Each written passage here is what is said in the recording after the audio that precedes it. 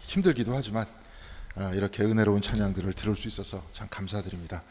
은혜로운 찬양 감사드립니다. 여러분들 추석 명절은 잘 보내셨는지요? 예, 잘 보내셨죠. 코로나로 인해서 과거와 같이 모임의 큰 기쁨은 누리지 못하셨겠지만 적어도 연휴의 기쁨은 누리셨을 줄 믿습니다. 이제 얼마 남지 않은 해내 올해 충만하게 잘 마무리하셔서 마음속에는 언제나 그리스도의 평화가 넘쳐나는 여러분들이 다 되시기를 바라겠습니다. 코로나가 더더욱 확산되다 보니까 이제 점점 더 우리와 가까워지고 있다, 그런 느낌이 듭니다. 다행히 주사기로 된 치료제를 가지고 있지만 약으로 먹는 치료제가 나와야 코로나를 완전히 넘어설 수 있겠죠.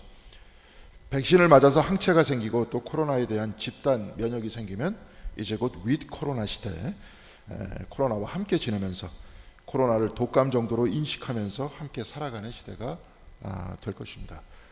이제 곧 항체가 생기기 시작하면 코로나가 한 감기 정도의 수준으로 그 강도가 떨어질 것이다, 이렇게 말하는 사람의 이야기도 들었습니다.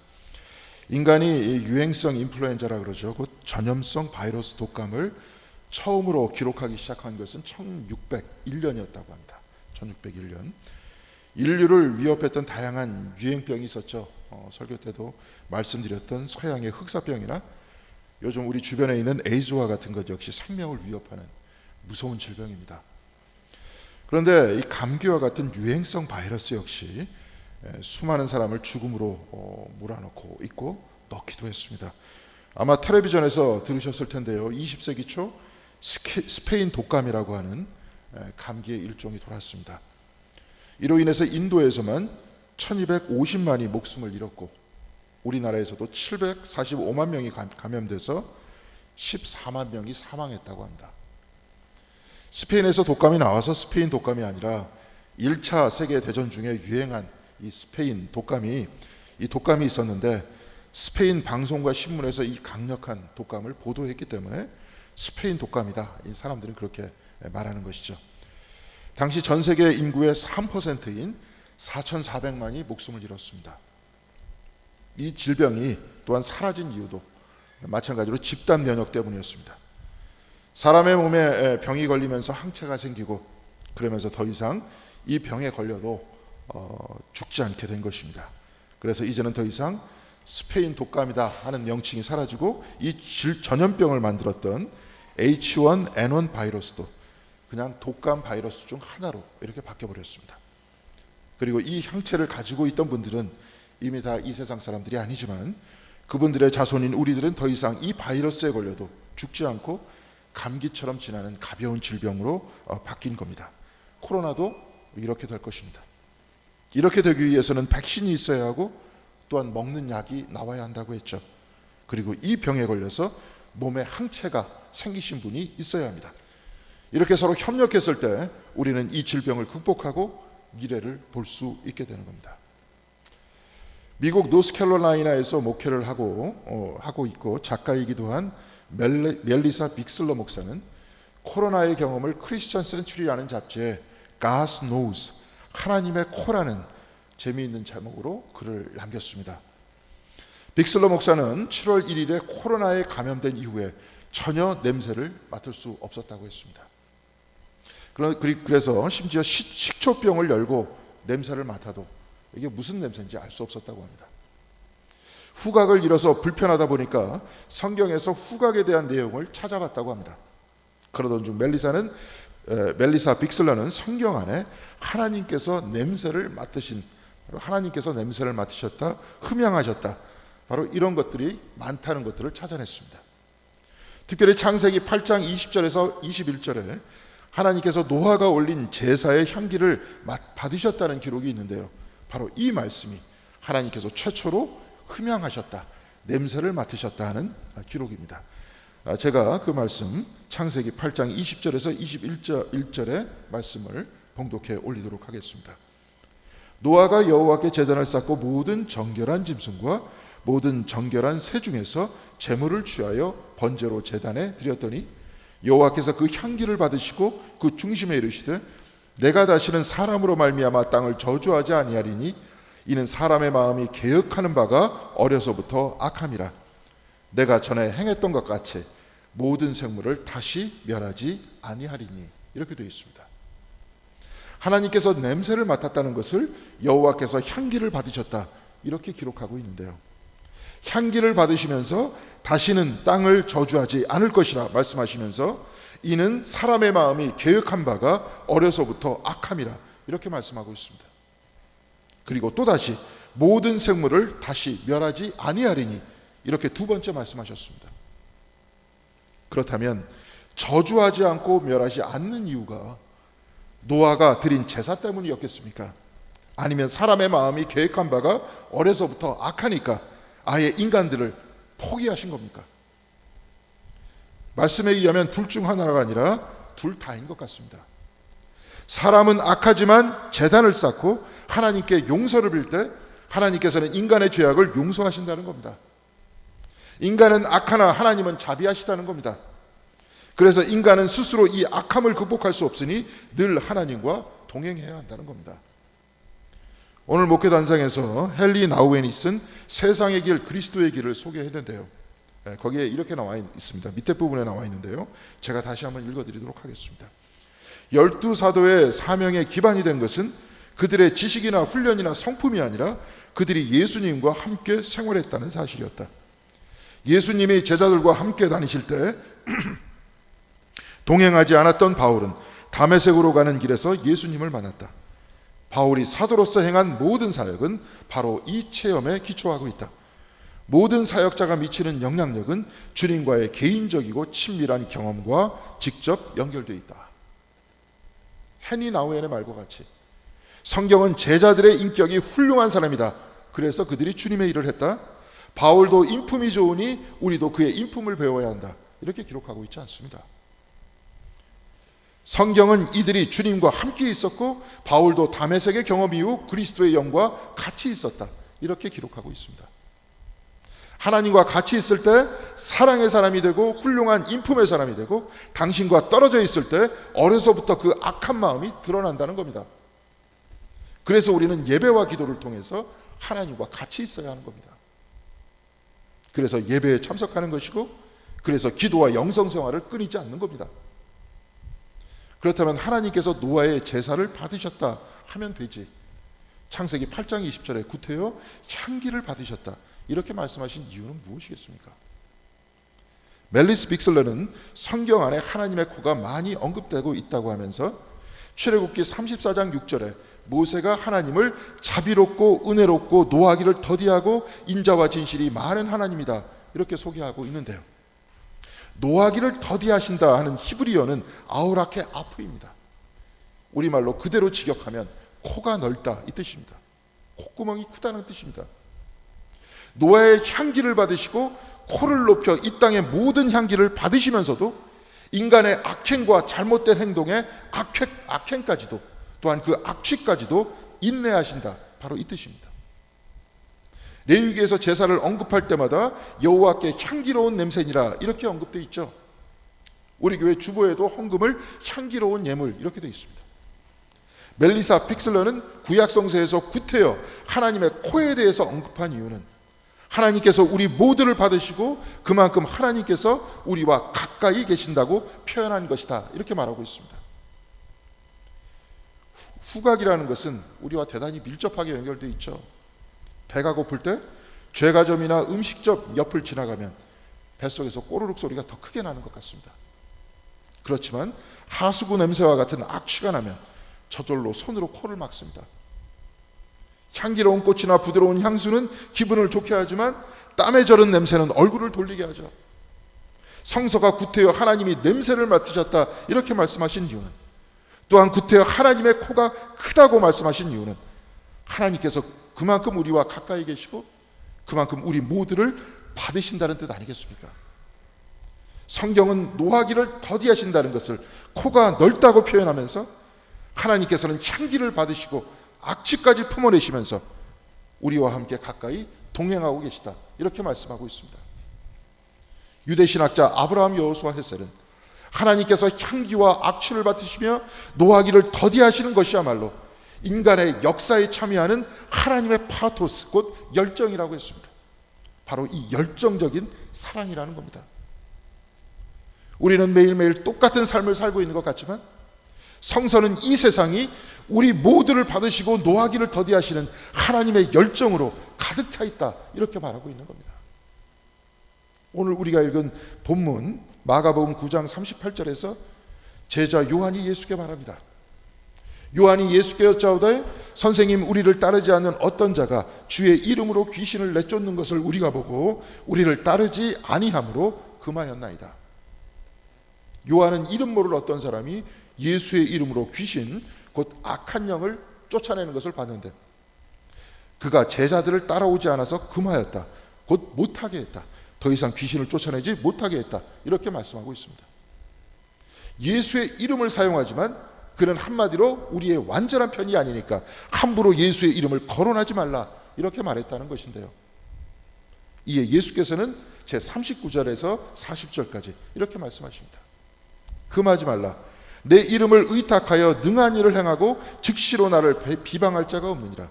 우리를 반대하지 않는 자는 우리를 위하는 자니라. 금하지 말라, 곧 못하게 하지 말라고 하시면서 우리를 반대하지 않는 자는 우리를 위하는 자라고 하셨습니다. 우리를 반대하지 않는 자라고 말씀하셨는데요, 우리를 반대하지 않는 그 사람에 관해서는 본문 제41절에 이렇게 기록되어 있습니다. 누구든지 너희가 그리스도에게 속한 자라 하여 물 한 그릇이라도 주면 내가 진실로 너희에게 이르노니 그가 결코 상을 잃지 아니하리라. 만일 서로 다른 사람이라고 하여도 제자들과 물 한 그릇 나눌 수 있다면 그는 같은 사람이고 하늘의 상을 잃지 않게 될 것이라는 말씀입니다. 그 사람이 예수의 이름을 사용하는 향기를 풍겼지만 제자들 앞에서 다른 악취를 풍겼으니 요한은 이를 금하였다, 하지 못하게 하였다 했습니다. 그러나 주님께서는 금하지 말라, 그냥 받아들이라고 하셨습니다. 향기도 품고 악취도 받아들이신 하나님의 아우라케 아프와 같이 노하기를 더디하면서 이들과 같이 가라는 말씀 아니겠습니까? 이들과 협력하라는 말씀 아니겠습니까? 서로 다른 사람과 하나 되는 것은 그만큼 내 것을 내려놓는 일이기도 하지만 서로 다른 사람들과 하나 되는 일은 그만큼 열정적이고 역동적인 일이기도 합니다. 서로 하나 되는 가운데 열정이 있고 때로 다투고 갈등할 수 있지만 다시 일치할 수 있는 힘이 있습니다. 사랑하는 성도 여러분, 우리 곁에 있는 모든 다른 분들을 한번 살펴보시기 바랍니다. 아무리 가족이라고 해도, 여러분의 배로 나온 자식이라고 해도 그가 인격적으로 완성되어 있어서 그들과 함께 살고 계신 겁니까? 내 아들이 이 세상에서 가장 훌륭한 사람이니 내가 그와 같이 산다, 내 부모님이 세상에서 가장 아름다운 인품을 지니고 있는 분들이니 이분들을 모시고 살아가는 내가 자랑스럽다, 우린 이렇게 말하고 있습니까? 공덕교회 성도 여러분들이 가장 이 세상에서 훌륭하기 때문에 우리가 같이 모여서 예배를 드리는 것입니까? 아닙니다. 우리 모두는 향기와 악취를 다 가지고 있는 사람들입니다. 부모가 자식을 데리고 있던, 자식이 부모와 같이 살던 이들 모두의 장단점을 품고 동행하면서 때로 다툴 수 있지만 다시 하나 되면서 내려놓고 화해하면서 용서하고 또한 용서받는 것 아니겠습니까? 유대 선약자인 아브라함, 여호수아 했어요. 이 다름을 품고 가는 것을 하나님의 파토스, 하나님의 열정이라고 했는데요, 이 열정이란 하나님과 사람 간의 역동적인 관계이고 바로 이것이 사랑이라고 했습니다. 영국 랭캐스터 대학교의 세계적인 영문학자 또한 문화학자인 테리 이글턴은 인생의 의미라는 책에서 삶의 의미란 과연 무엇인가 하면서 다양한 철학자들이 삶과 의미에 대해서 말한 것을 소개하고 있는데요, 그가 이 책에서는 인생 곧 삶이 무엇인지를 정확하게 말하는 것이 쉽지 않다, 이렇게 말하면서 정확하게 알 수 없는 것에 대해서 의미를 말하는 것도 역시 쉽지 않다, 이렇게 말했습니다. 그렇지만 그는 이 책의 결론에서 삶의 의미란 정확한 해답 속에 있는 것이 아니라 특정한 방식으로 살아가는 실천 속에서 찾아낼 수 있다, 이렇게 말했습니다.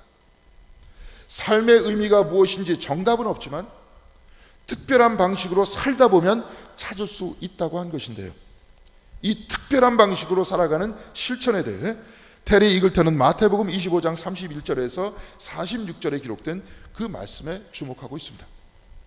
이 말씀에 의하면 인자 곧 예수께서 영광으로 모든 천사와 함께 올 마지막 때 사람들을 심판하면서 양과 염소를 나누는 장면이 나오는데요. 양은 오른편에 앉게하고 염소는 왼편에 앉게 하는데, 주님께서는 마태복음 25장 35절에서 36절에 오른편에 앉아있는 양들에게 이렇게 말씀하십니다. 내가 줄일 때에 너희가 먹을 것을 주었고 목마를 때에 마시게 하였고 나그네 되었을 때 영접하였고 헐벗었을 때에 옷을 입혔고 병들었을 때에 돌보았고 옥에 갇혔을 때에 와서 보았느니라. 이때 오른편에 앉아있던 의인들은 이렇게 대답합니다. 우리가 언제 주께서 줄이신 것을 보고 음식을 대접하였으며 목마르신 것을 보고 마시게 하였으며 나그네 됐을 때 영접하고 헐벗었을 때 옷을 입혔고 병들었을 때 돌보았나이까. 이때 주님께서는 이렇게 대답하십니다. 내 형제 중에 지극히 작은 자 하나에게 한 것이 곧 내게 한 것이니라. 이 본문을 해석하면서 테리 이글턴은 이 책에서 이렇게 말하고 있습니다. 마태복음에서 마태가 최후의 심판을 위해 천사들에 둘러싸여 영예롭게 재림하는 사람의 아들 예수를 묘사한다. 겉으로 볼 때에는 엄청나 보이는 이 우주적인 사건인데도 불구하고 마태는 평범한 일, 곧 굶주린 자를 먹이고 목마른 자에게 물을 주고 낯선 자를 환영하고 옥에 갇힌 자를 방문하는 것으로 심판한다. 우주의 핵심은 어떤 엄청난 계시가 아니라 일상 안에서 남을 돕는 일을 하는 것으로 판명된다. 마태복음은 최후의 날, 심판의 날에 관해서 말씀하고 있습니다. 우리 눈에 보이는 이 우주가 끝나는 대격번 속에 심판이 있게 되는데, 이를 통해 하나님 나라에 들어가는 사람은 그 엄청난 성취를 이뤄낸 사람들이 아니라 지극히 작은 자들을 돕는 평범한 일을 통해서 판명된다는 겁니다.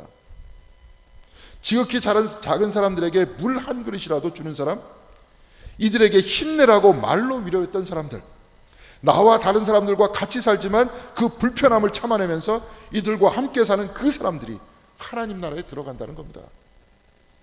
그래서 테리 이글턴은 아예 우주는 병든 자들에게 안식을 주면서 순환한다 이렇게 말했습니다. 그러면서 우리가 이렇게 살 때 우리는 하나님의 창조와 그 사랑을 나누게 된다고 했습니다. 이렇게 낯선 사람을 사랑하는 것을 테리 이글턴은 아가페 사랑이라고 했습니다. 굳이 그냥 사랑이라고 말하지 않고 아가페 사랑이라고 말했던 것은 나와 다른 사람들에 대한 사랑이기 때문에 그렇습니다. 향기뿐만이 아니라 악취까지도 품기 때문에 아가페 사랑입니다. 동일한 것, 나와 비슷한 것만 품는 것이 아니라 나와 다르고 이질적인 것도 품어낼 수 있어서 아가페 사랑입니다. 이 아가페 사랑을 완성할 수 있는 그 사랑은 별로 없지만 우리는 이를 위해서 나아가기 때문에 성도들이고, 그래서 바로 이것으로 하나님을 만난다는 겁니다. 사랑하는 성도 여러분, 우리는 본래 서로 다른 사람들입니다. 생각도 다르고 취향도 다릅니다. 특별히 요즘 각 정당에서 선거 때문에 후보들 토론이 진행되고 있는데, 그런데 교회는 정당이 아닙니다. 어느 정당을 지지하는 단체도 아닙니다. 교회가 교회인 것은 서로 다르지만, 지지하는 정당도 다르지만, 이 서로 낯설고 다른 사람들을 서로 품고 하나님과 동행하기 때문에 교회인 겁니다. 이곳에 아가페 사랑이 있기 때문에 그래서 교회인 겁니다. 완전히 다른 하나님께서 인간 안에 들어오셔서 우리의 악취와 죄와 하나가 되셨습니다. 그리고 죽을 수밖에 없는 우리 인간의 죽음과 하나가 되셨습니다. 이 열정의 아가페 사랑이 우리를 구원으로 이끄시는 것 아닙니까? 테리 이글턴은 우주는 병든 자들에게 안식을 주면서 순환한다 이렇게 말했습니다. 우주는 아가페 사랑을 통해서 순환한다는 겁니다. 우주는 하나님의 열정을 통해서 하나님과 사람 간의 역동적인 이 사랑을 통해서 순환한다는 겁니다. 이 열정에 참여하는 것은 우리와 다른 사람들과 같이 지내고 협력하면서 지극히 작은 사람들에게 물 한 그릇이라도 주는 바로 그곳에서 시작합니다. 이들에게 친절한 말을 건네는 것에서 시작합니다. 사랑하는 성도 여러분, 지금 우리 교회는 새로운 일을 준비하고 있습니다. 한번 여러분들에게 설교 중에 말씀드렸던 알맹상점, 곧 제로 웨이스트 숍을 품기 위해서 지금 기도 중에 있습니다. 이제 우리 몸으로 느끼는 기후변화와 늘어나는 쓰레기를 보면서 이러면 안 되는데 하고 생각했던 것을 생각만이 아니고 삶으로 살아가는 일상의 문화를 만들기 위해서 이렇게 실천하는 사람들도 있습니다. 이미 전 세계는 환경의 위기 속에서 미래를 걱정하고 있죠. 무언가 해야 하지만 어디서부터 해야 할지 잘 모르고 있습니다. 그리고 우리와 너무나도 먼 일이라고만 생각하고 있죠. 그런데 고맙게도 포장지를 사용하지 않으면서 비닐과 플라스틱을 줄이기 위해서 노력하시는 분들도 있습니다. 비록 작은 일이지만 이런 작은 일은 결코 작은 일이 아닙니다. 지극히 작은 사람에게 물 한 그릇이라도 주는 것처럼 가정과 일상에서 이 작은 일이 모일 때 우리는 우리가 알지 못하는 낯선 사람들을 돕는 일을 하고 있는 겁니다.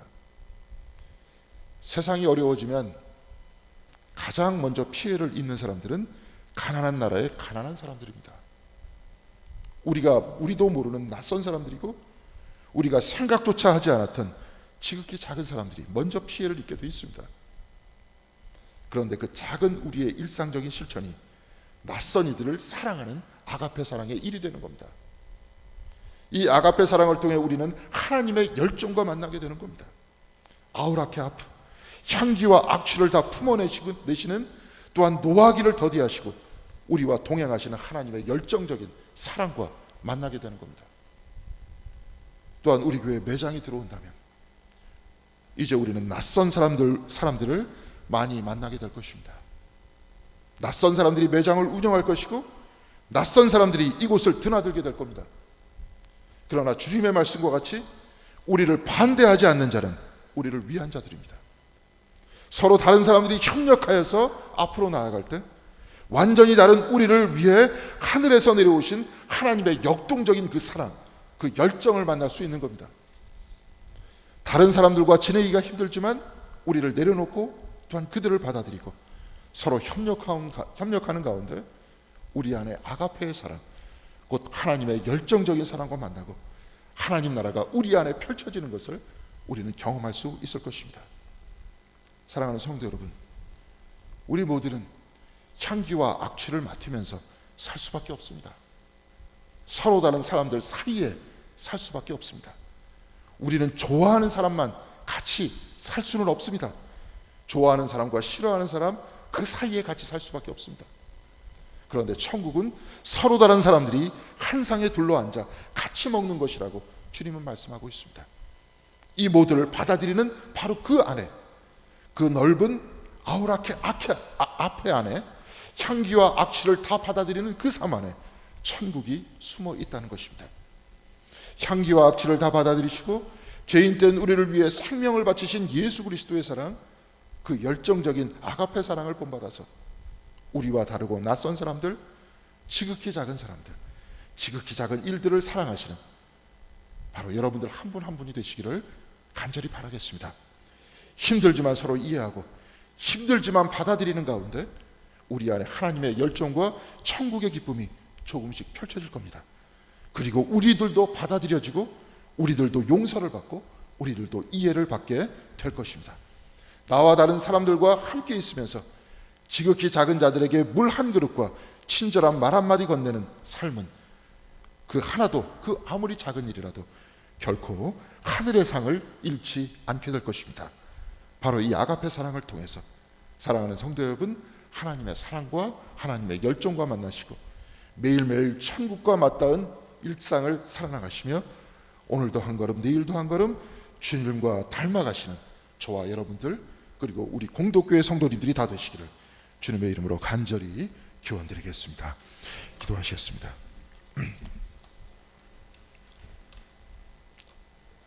사랑과 은혜가 충만하신 하나님 감사드립니다. 이 힘든 코로나19 시대에도 우리 모두를 불러주시고 함께하게 하여 주신 하나님, 오늘 말씀을 통해서 깨우치게 하시고 말씀에 더 가까이 나아갈 수 있도록 도와주시는 은혜 감사드립니다. 우리 모두에게 그 크신 은혜와 사랑을 내려주셔서 우리로 하여금 사랑할 수 있는 용기를 허락하여 주시고 또한 사랑할 때 사랑받을 수 있고 용서할 때 용서받을 수 있는 바로 이 진리를 깨달을 수 있도록 인도하여 주셔서 이 공동교회가 아가페 사랑 안에서 하나 될 수 있도록 함께하여 주시옵소서. 우리가 또한 일상을 살아나갈 때 향기와 악취를 맡으면서 살아갈 수밖에 없지만 하나님께서 노하기를 더디하시며 모두를 품어내시는 것처럼 우리들도 또한 노하기를 더디하며 화내기를 더디하면서 품고 사랑하는 가운데 열정적인 하나님의 사랑을 체험할 수 있도록 인도하여 주시옵시고 우리의 삶이 하나님께서 활동하시고 하나님께서 사랑하시는 아름다운 공간이 될 수 있도록 붙들어 주시옵시며 이 세상이 하나님의 은혜와 사랑으로 가득 차 있다는 것을 체험할 수 있는 우리의 삶이 될 수 있도록 주께서 붙들어 주시옵소서. 이 모든 말씀 우리 주 예수 그리스도 이름으로 기도드렸습니다. 아멘.